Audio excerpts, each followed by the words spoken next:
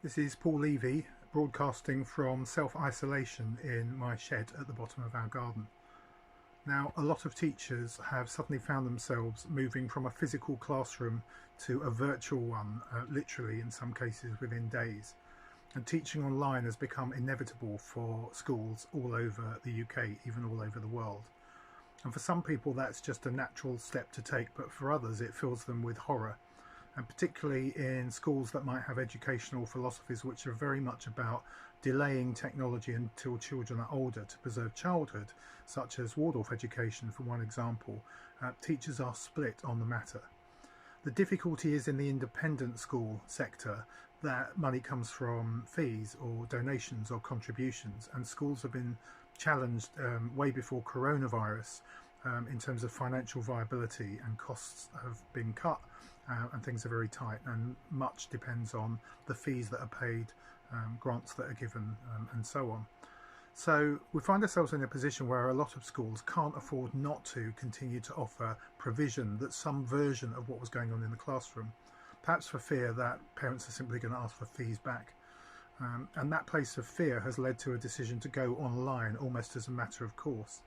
But what I do want to say is that where that is not the case, where those pressures are not there, schools don't necessarily, if they're in an alternative education environment, it's not a fait accompli that you have to simply go online and continue to teach children via video platforms such as Zoom or Skype.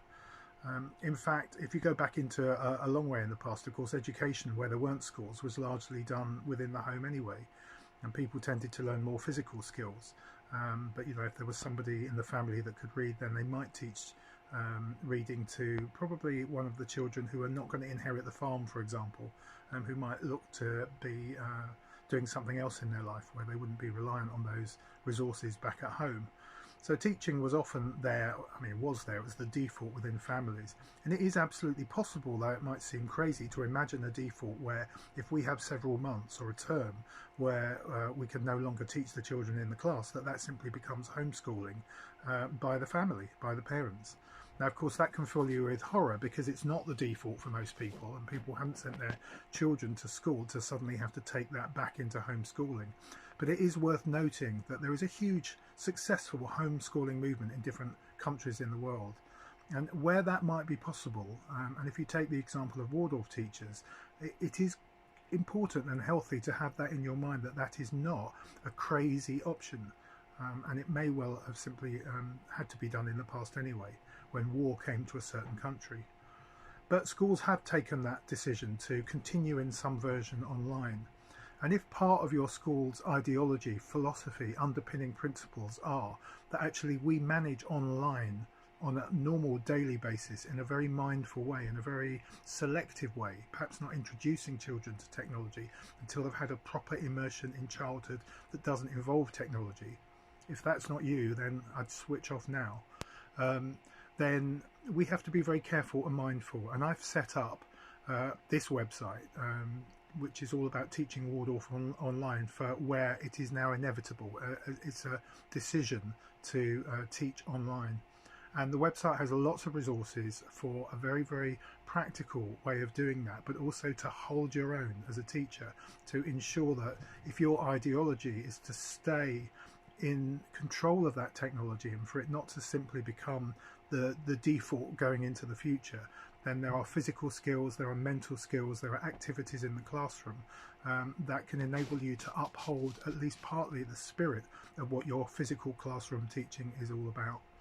Now, if you're filled with horror about the idea that for hours per day, instead of being a physical classroom, children are going to be talking to you on video screens, then you won't find that in this website. In fact, you won't find that in mainstream education. We have to have rests from video interaction. We have to look at the fact that it's very hard to take in that information for some children when it's simply there on a screen. And the nature of this technology is that it's flashing on and off at a very, very fast rate that we don't even notice it, and can have trancey qualities which you will notice in children when they watch too much TV or gaming. So there needs to be recovery from it. And the general principle that you're going to find on these website resources is that less is more, that the The digital world, and particularly the world of screens, can be a place to seed, to set off activities that take place back in the physical world, back in the home, perhaps in the garden if you have one, and project work to complete that doesn't just have to involve being on screens all the time. So I hope you find these resources useful, and I just want to finish this with then some underlying principles.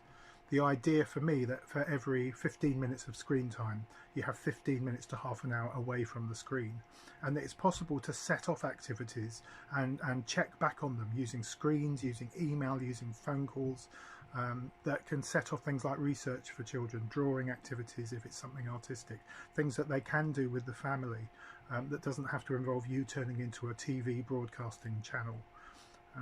We're all experimenting. This is new ground for schools that haven't tended to use technology as their default method in their normal day-to-day physical classroom work. So we need to stay in touch with each other.